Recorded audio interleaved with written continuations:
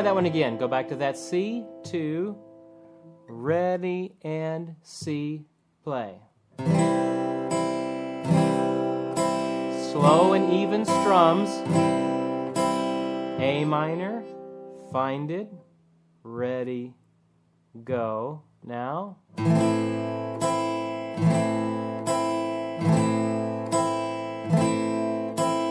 Good. Now let's skip down to number 5. That gets our D minor chord, and then we're going to go to a G7. But we're slowly combining these different rhythms. First we just did quarter notes, then we did eighth notes. Now we're going to do quarter notes and eighth notes mixed together. Ready, number 5? Go.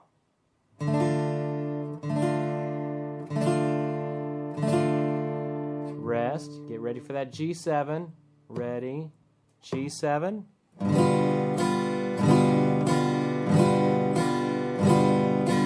Do it again. D minor. Ready. Go.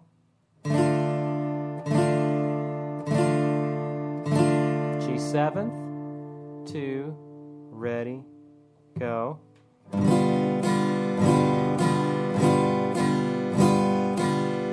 Good. Now let's learn our second batch of chords. Okay, for the second batch of chords, we're going to cover the G, the D7th, E minor, and the ever-elusive B7th. Okay? So we're going to start out with the G. Now, if you look at your chord diagram, there's actually 2 different ways that you can finger this one. Okay? The more common way is you put your third finger up here on the 6th string, second finger on the 5th string, then you have open string, open string, open string, and then way down at the bottom, you've got your pinky on that high G, on that E string, on that first string. Now, the other way of fingering it is just switch your fingers around. I have my second finger on that G, first finger on the B, then open, open, open, third finger on that G there. So either way is right. So you need to find which way is more comfortable for you to play. And it may be in different musical situations, one may be more preferable than the other. The next chord is a D7th. Back to those D chords, so that means it's a 4-string chord. I don't play these lower 2 strings. So we have an open D, second finger on that A,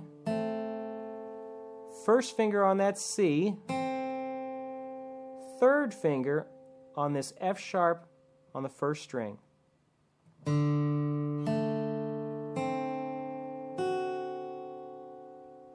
Try it one more time.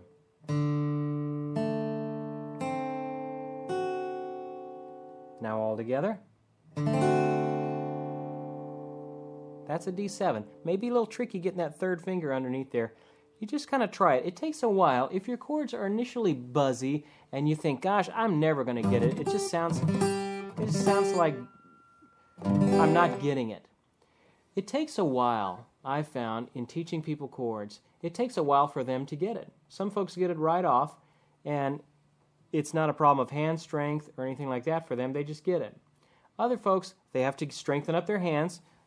Their problem is they're not able to push the strings down hard enough, and so you get that. Other folks, they just can't find the sweet spot to it. The chords aren't buzzy, but it's just I got other fingers that are touching the strings all around them, and I end up with these muted sounds. So that's why it's important to go one right after the other. And you may think, gosh, it just sounds like this and it's not going to get any better. I have not found that to be true. I've worked with folks with all kinds of different hands, all kinds of different fingers, and hand strength issues, and I have found that in general, they're able to get it with a little bit of practice. It takes you a while to find the sweet spot of where to put your fingers to get it all to sound right, but keep working at it. It may not come in a few days, maybe a week or two before you actually get them to open up.